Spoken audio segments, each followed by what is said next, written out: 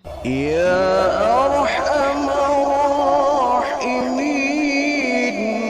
ارحمنا.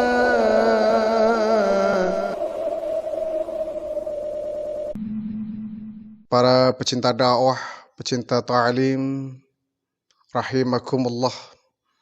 Semoga senantiasa langkah dan aktivitas kita mendapatkan ridha dari Allah Subhanahu wa taala. Kita akan kembali mengupas kitab Nasaihul Ibad. Ada satu ungkapan dari seorang ulama besar, Wahab bin Munabbih al-Yamani, di mana beliau berkata, maktubun fit Taurati, telah tertulis dalam kitab Taurat, ada 3 nasihat yang dimuat dalam kitab Taurat, yakni kitab yang diturunkan kepada Nabi Musa alaihi salam. Kitab Taurat termasuk kitab samawi, ya. Kitab yang turun sebelum turunnya Al-Quranul Karim. Kitab yang datang dari Allah, yang berisi tentang nasihat untuk kaum Bani Israel, yakni satu kaum yang dihadapi oleh Nabi Musa alaihi salam. Jadi Taurat adalah firman Allah, ya. Sama dengan Al-Quranul Karim, sama dengan Zabur, sama dengan Injil. Redaksinya sama dari Allah Subhanahu wa ta'ala. Artinya 3 nasihat yang tertera dalam kitab Taurat ini merupakan firman dari Allah Subhanahu wa ta'ala. Maktubun fit Taurati, telah tertulis di dalam kitab Taurat, yaitu 3 nasihat. Pertama, al-harisun fakirun wa in kana malikad dunya. Orang yang rakus selamanya akan fakir, sekalipun dia memiliki seluruh kekayaan dunia. Ini nasihat yang pertama. Orang yang rakus selamanya akan fakir.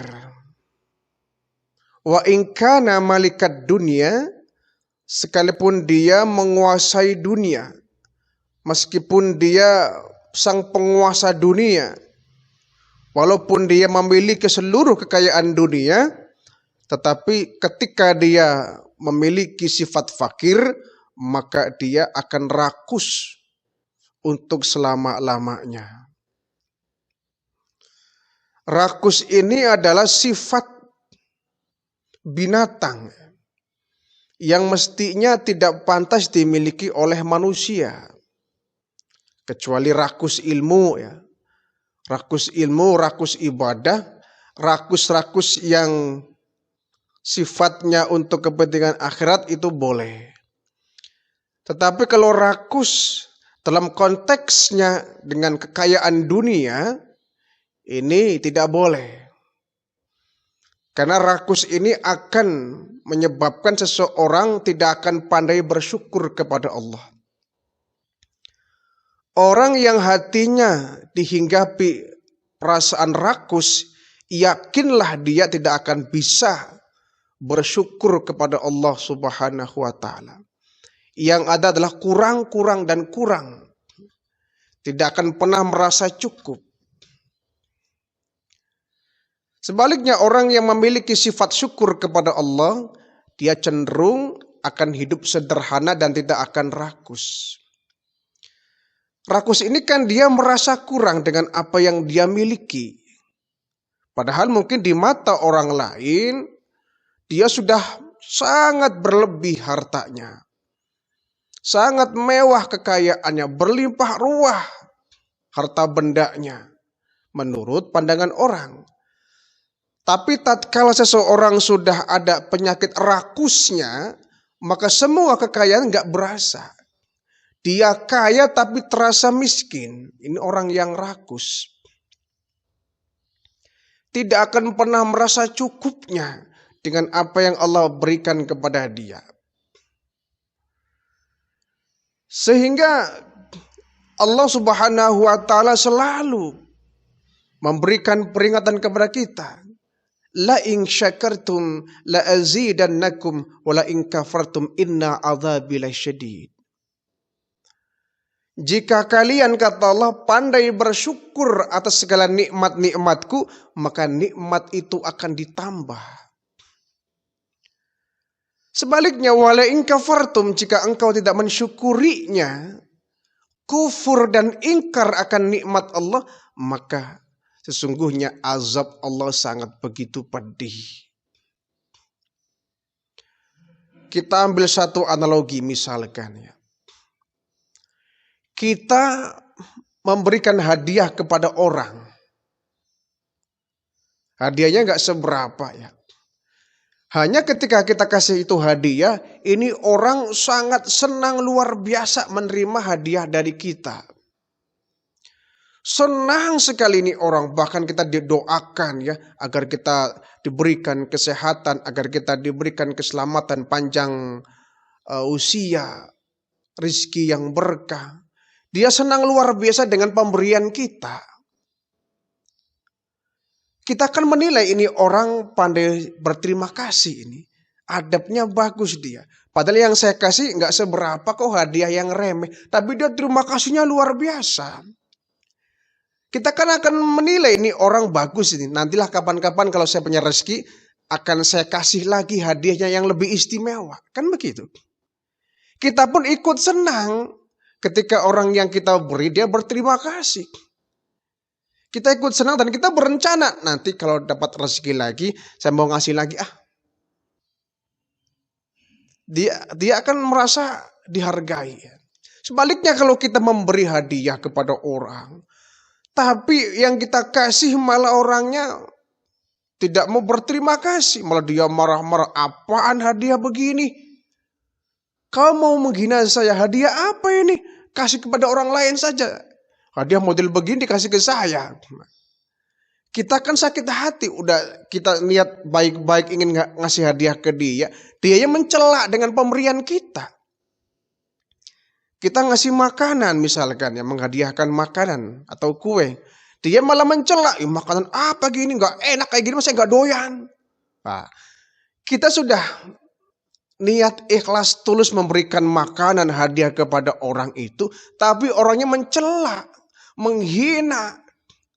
Kita kan akan berencana, nggak bakal deh saya ngasih ke kamu lagi dalam hati kita. Nggak bakal deh.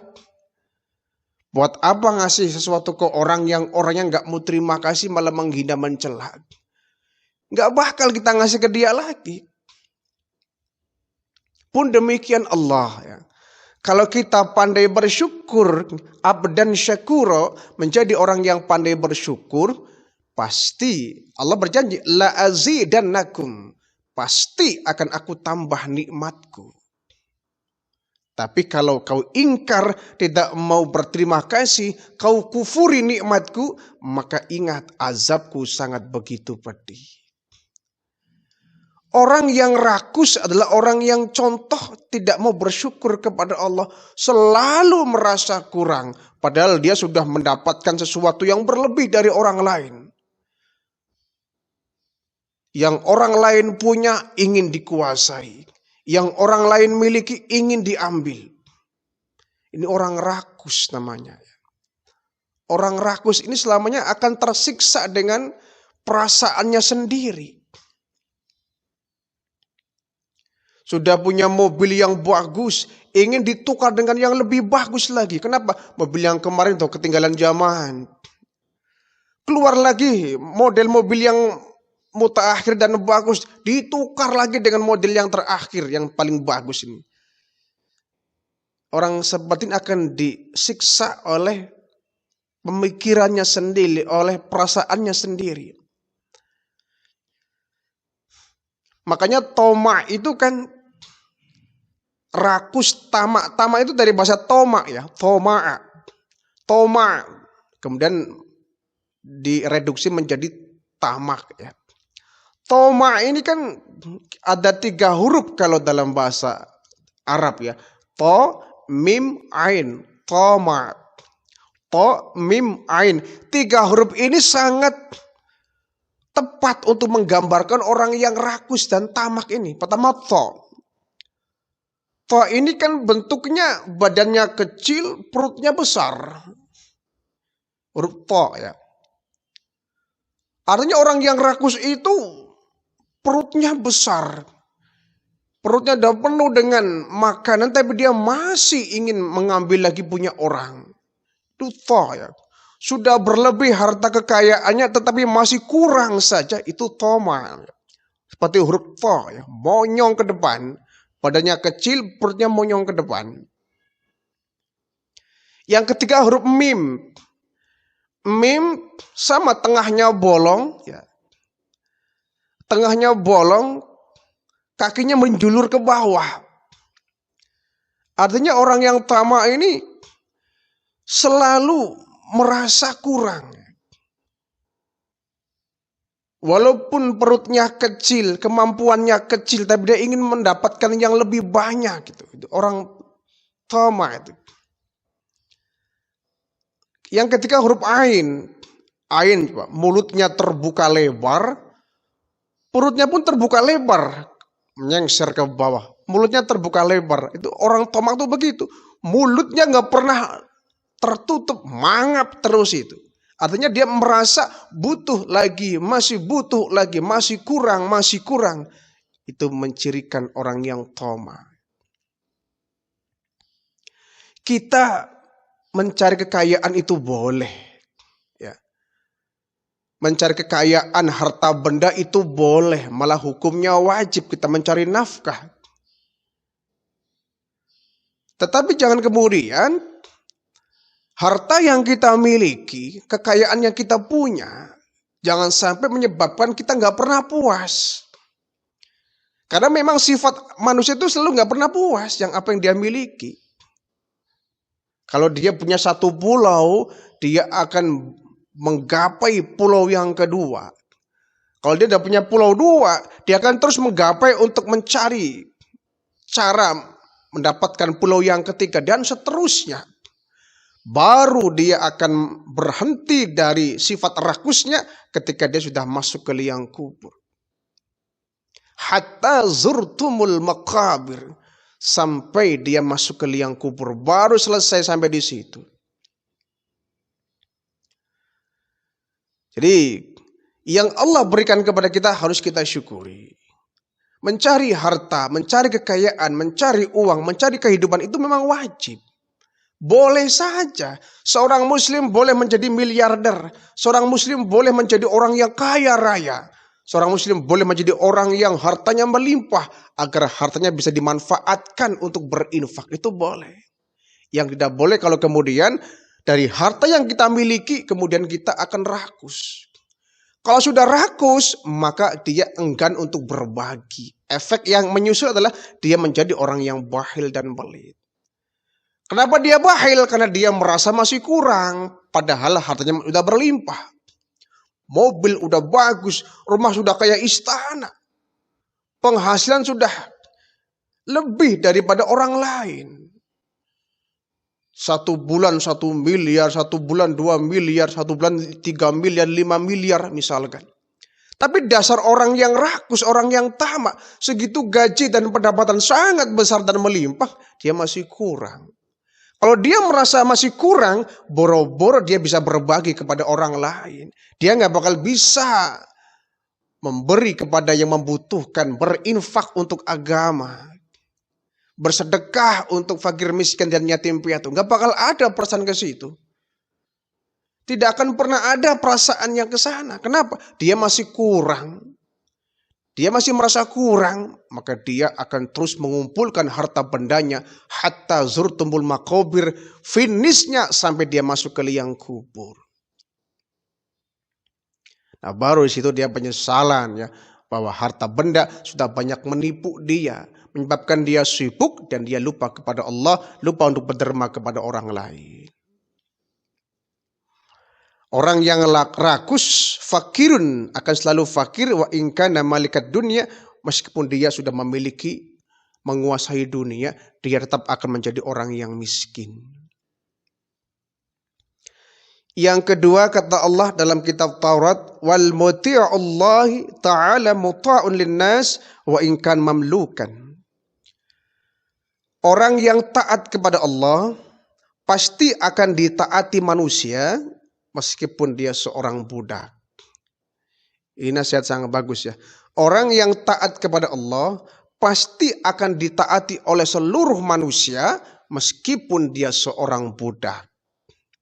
Artinya dia orang yang beriman. Orang yang bertakwa kepada Allah. Orang yang bertakwa kepada Allah, maka ucapannya akan berbobot. Ucapannya akan mengandung hikmah. Ucapannya akan mengandung nasihat. Sehingga dia banyak ditaati oleh orang. Walaupun dia seorang budak. Kalau dia memiliki ketaatan kepada Allah, maka Allah muliakan. Ketika Allah muliakan dia, maka otomatis seluruh dunia pun akan turut memuliakan dia. Tapi kalau Allah sudah menghinakan orang lain, Allah sudah menghinakan manusia, menghinakan hambanya, maka walaupun satu dunia orang memuliakan, tetap akan menjadi hina. Itulah perlunya kita melaksanakan pendekatan kita kepada Allah. Orang yang taat kepada Allah, orang yang beriman dan bertakwa, insya Allah ucapannya ucapan yang bernilai. Ucapannya penuh dengan wibawa. Walaupun dia tidak memiliki status sosial yang sangat terhormat, orang biasa. Tapi ucapannya akan berbobot, akan bernilai, akan mengandung hikmah. Jika dia taat kepada Allah Subhanahu wa ta'ala. Sebab itu kita jangan memandang rendah. Siapa sih dia? Cuma tukang rongsok misalkan, jangan dilihat dulu profesinya. Siapa sih dia? Cuma pemungut sampah saja kok, jangan lihat profesinya. Tapi kalau dia adalah orang yang beriman taat kepada Allah, maka ucapannya patut kita turuti. Pantas untuk kita jadikan sebagai nasihat. Karena kenapa? Kalau dia orang yang taat kepada Allah, maka dia memiliki hubungan khusus dengan Allah. Allah pun memelihara ucapannya. Allah memelihara perkataannya. Allah menjaga lidahnya dari perkataan yang tidak baik. Allah jaga itu. Karena Allah jaga lidahnya, maka setiap ucapan yang keluar dari bibirnya, dari lisannya, ucapan-ucapan yang baik. Ucapan yang mengandung nasihat, ucapan yang mengandung hikmah, mau'idhatil hasanah, nasihat-nasihat yang baik. Orang semacam ini patut untuk kita turuti ucapannya. Jadikan ucapan sebagai nasihat untuk kehidupan kita. Walaupun dia mungkin secara status sosial orang yang tidak beruntung. Tidak memiliki jabatan, tidak memiliki posisi, hidupnya pun miskin. Tapi ucapannya perlu kita ambil sebagai nasihat. Yang ketiga, wal qani'u ghaniyun wa in kana ja'ian. Orang yang bersikap qanaah akan merasa berkecukupan meskipun dia merasa lapar. Subhanallah. Ini ajaran sufi ya. Orang yang bersifat qanaah, orang yang bersikap qanaah, ghaniyun, dia akan merasa kaya. Wa in kana ja'ian. Meskipun dia dalam kondisi lapar, subhanallah. Disinilah kunci seorang mendapatkan ketenangan hidup. Kunci seorang bisa mendapatkan kekayaan batin, kekayaan jiwa. Kalau dia sudah ghaniyun, ya, merasa cukup. Wa in kana jai'an, walaupun dia dalam kondisi lapar. Ini kan sulit. Ini kan sulit. Orang merasa bersyukur, merasa memiliki, walaupun dia kekurangan, ini kan sulit. Umumnya kita kalau kita nggak punya harta, nggak punya kekayaan, kita merasa paling miskin. Rumah kita sederhana, kendaraan kita juga apa adanya. Terkadang kita merasa kurang. Padahal agama sudah memberikan formula, ya, memberikan rumus bahwa kekayaan itu bukan dari harta. Orang merasa kaya, merasa tenang hidupnya, bukan harta satu-satunya patokannya. Kuncinya tidak selalu bentuknya kekayaan. Kenapa? Berapa banyak orang yang kaya tapi nggak dapat ketenangan hidup? Berapa banyak orang yang hartanya berlimpah, dia masih resah dan gelisah hidupnya?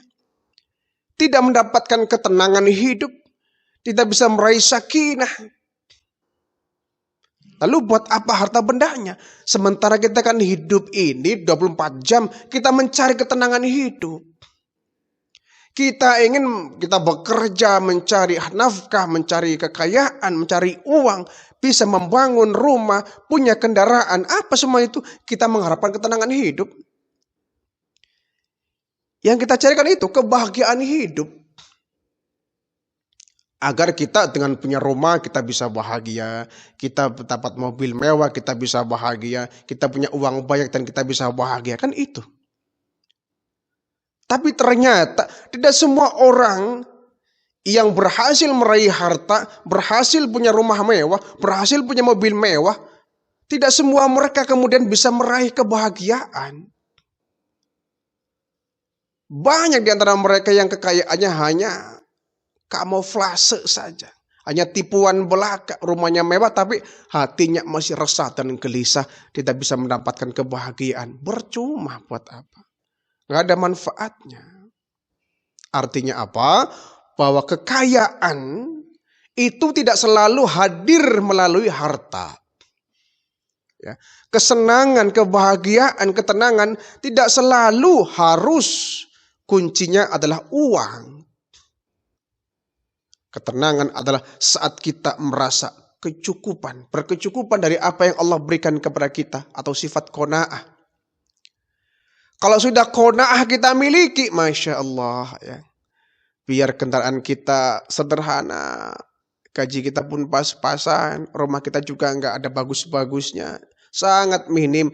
Tapi kalau hati merasa cukup dari apa yang Allah berikan kepada kita, kita punya sifat qanaah, kita akan menemukan kebahagiaan di sana. Jadi sifat qanaah ini adalah berkebalikan dari sifat toma, ya. Kalau toma tadi merasa kurang, kalau qanaah ini merasa cukup dari apa yang Allah berikan kepada kita. Apalagi kita memiliki harta yang banyak, rumah mewah, kemudian sifat qanaah muncul, wah itu luar biasa. Namanya kekayaan lahir batin.